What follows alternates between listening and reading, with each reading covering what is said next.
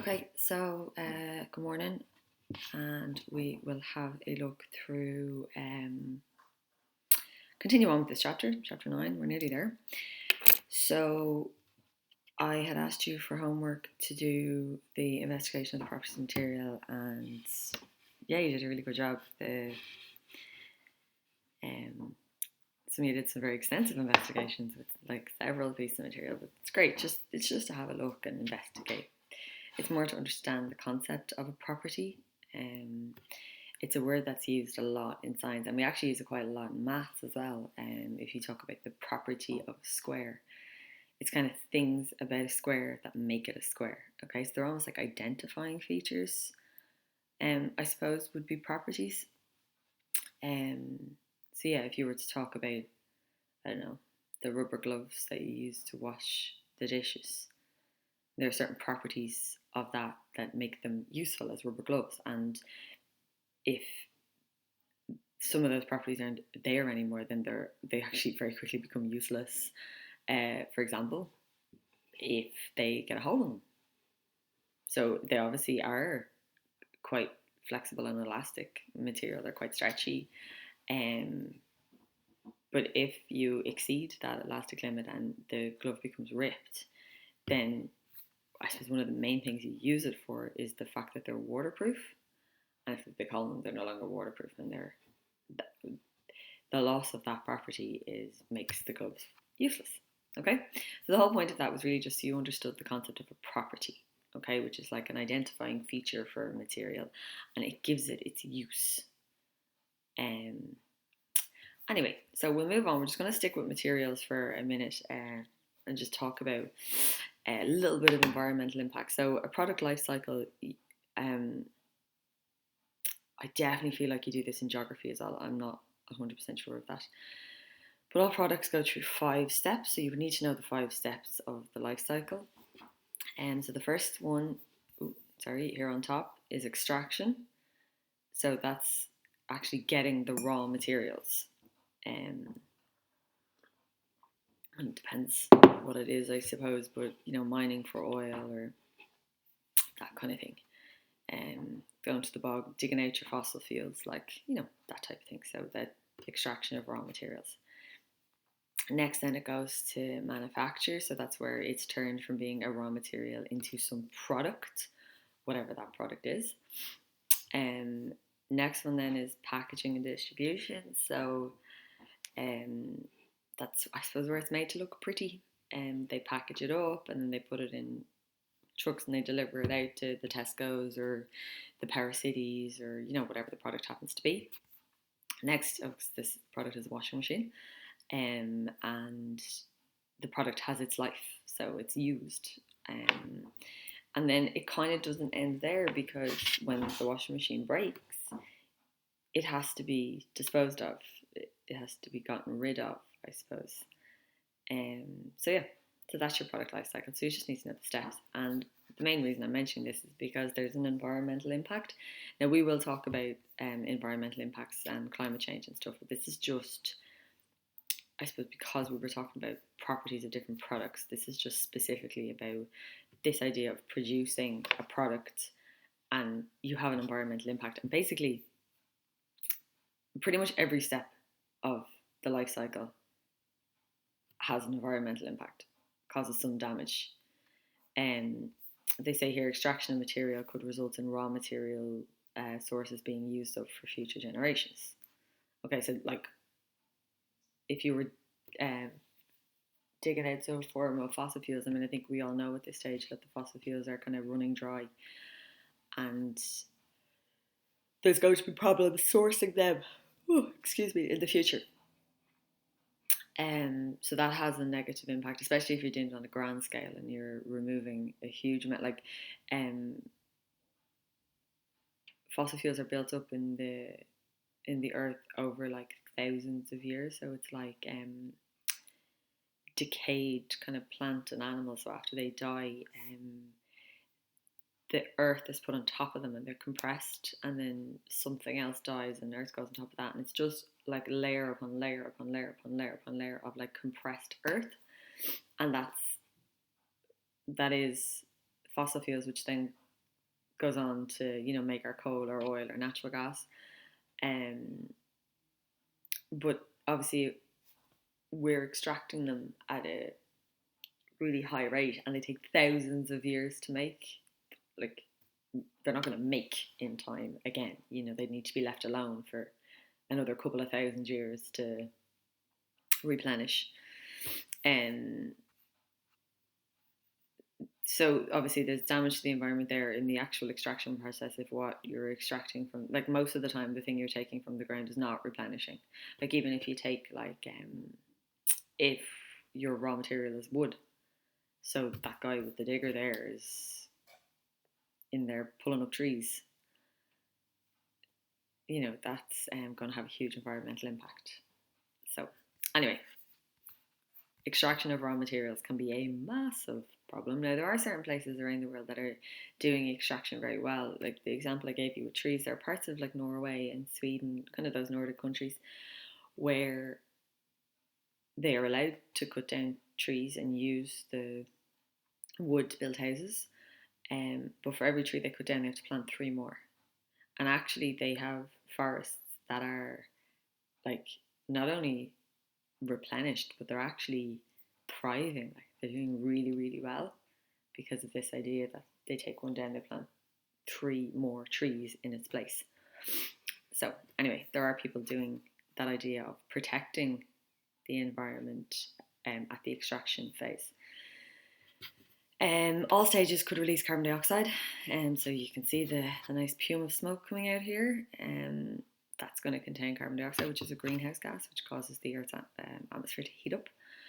The driving, you know, unless that truck is a fully electric vehicle, which I doubt it is, that's probably releasing carbon dioxide. So pretty much every stage there's a release of carbon dioxide, which adds to global warming, which again we will talk about in a lot more detail. Anyway, kind of what I'm getting at here is the total greenhouse gas emissions is caused by an organisation, an event, a product, or an individual is known as its carbon footprint. So what you'll find now is a lot of companies would consider themselves green, and so they call themselves green companies. And these are companies who have made efforts at each of the 5 stages to improve their impact on the environment. So reduce it, I suppose. What I mean is improve it. So they will talk about step 1, their extraction of raw materials. What are they doing? They're replanting the 3 trees. It's very hard to say. At the manufacturing stage, they ensure to use, you know, I don't know, they have their manufacturing factory is fully self-sufficient, so it's been powered by solar power or wind power or whatever, you know, like that. So they make efforts at every point. It's not to say that they have no carbon footprint, it's just that they have improved things. Maybe their distribution vans are all hybrid, you know, that type of thing. Another step is recycling. So I suppose it's at that final stage, instead of that washing machine ending up in the dump and been there to try and kind of degrade away, you use the bits. You use as much of it as you possibly can. And basically what happens then is you sort of, if you can use some of the bits of this, okay, it might mean that you need to do less of this and can skip straight to this stage. Do you know? So you're kind of having an impact in 2 of the stages because you don't have as much of this left in the dump and trying to degrade away. And maybe there are some raw materials that are in this washing machine that are still very usable in another washing machine, in which case you don't have to extract any more from the ground. Okay, so that's essentially the whole premise behind recycling. It reduces the need to extract raw materials. That's the important part. Okay, so that's kind of a little bit of a detour in that chapter, but it's only because we were talking about properties. But we were, and this is the last thing we're going to do, we were talking about the particle theory and how particles line up in a solid, a liquid, a gas, and then how they change. So if you increase the amount of heat energy, you can get them to go from being a solid to being a liquid, which means you can get them to melt. And then if you heat them more, you can get them to evaporate or even boil. And then the same in the other direction, if you cool them, if you remove the heat, you can get them to go from having wildly moving particles to only have particles that slip beside each other. So it goes from a gas to a liquid, it condenses. Yeah? So just to talk, this is quite important, okay? Physical and chemical changes. So in a physical change, the matter can change shape or state. The very important part is no new substance is formed. Okay, so in a physical change, you're talking about a shape change or a state change, so it can melt or condense or boil, but no new substance is formed. Changing states, such as melting or boiling, are physical changes. Okay, and then a chemical change, this is where a new substance is formed. Okay, all chemical reactions are chemical changes.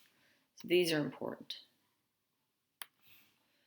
And just kind of explain that again. It does say it here, but physical changes are normally easy to reverse, whereas chemical changes are never very easy to reverse. Be a very lengthy chemical process to try and reverse some of these chemical reactions, and some of them don't even work in their entirety. But anyway, so physical change in shape or state, no new substance formed, easy to reverse. Chemical change, a new substance is formed. It's always a chemical reaction when you have a chemical change, and it's not easy to reverse. Okay, and then the other thing to note is the law of conservation of mass. Mass. So remember that mass is related to weight. Okay, again, I have to say it's not the same thing, but it's related to weight. So if you're talking about your mass, you're talking about the amount of matter, so kind of how heavy you are. Okay, so the law of conservation of mass states that matter cannot be created or destroyed, but can change from one form to another. Okay, so we did talk about this briefly with, I think when something was melting or freezing, I'm not sure. But basically, whether it's a physical change or a chemical change, the total mass of the matter will stay the same. So if you have a glass of ice and you measure the mass, so if you take the glass, here's my pen. Right, so here's my weighing scales. Okay, and I take the glass and I put it on the glass, and then I hit the tare button. Okay, that tare will bring it back to zero, so it's that the glass isn't there. And then I pour my liquid in. So now I know how much that liquid, I know what the mass is. So I don't know, let's say it's 20 grams of liquid. If I then take that liquid and pour it into, well, let's say that container can go in the freezer for argument's sake, and I put it in the freezer and freeze it. If I weigh it again once it's frozen, it should still weigh 20 grams, obviously, again, taking into account the container, but it will still weigh 20 grams. Okay, so when it undergoes a physical change, like a change of state, it will remain at the same mass. And it's also the same for a chemical change. There's a whole branch of chemistry and physics. We do chemical reactions using nuclear chemical reactions, and one of the major calculations in that is that the mass of the reactants, which are the mass of the two things that react together, is equal to the mass of the products, the mass of what you're left with. And so that's the law of conservation of mass. All right. So I'm going to give you your homework on this, which I don't think is here. Where did I put the homework?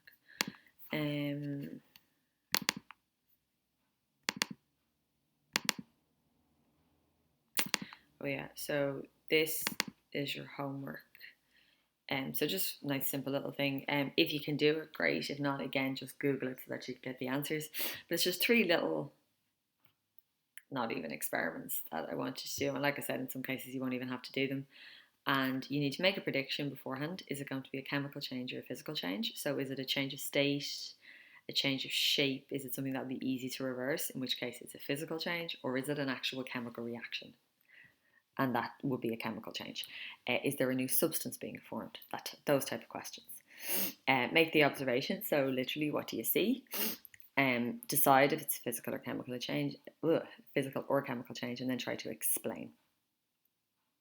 Okay, so that's going to be your homework, and that'll be due for Thursday. I also am sending you an email today about your summer exam, and so at the moment we're working on chapter 9, however we don't have 11 done. Okay, so my proposal is that your exam will be 5, 10, 9. We'll then move on and do 11 and 15 if we can. Okay, 15 is, there's nothing in it, there will be one class, but I'm not going to rush it. So if I get the 5 chapters completed, your summer exam will be on those 5 chapters. If I don't, then it simply won't be on those 5 chapters. Okay, so obviously we've completed 5, we completed 10, we're just finished 9, so those 3 will definitely be completed, and I should have most of chapter 11 at, but no problem whatsoever. Okay, so we'll do our best to get these 5 done, and if we do, great. If we don't, that's fine too. Okay, and there's a more detailed video on that anyway. All right,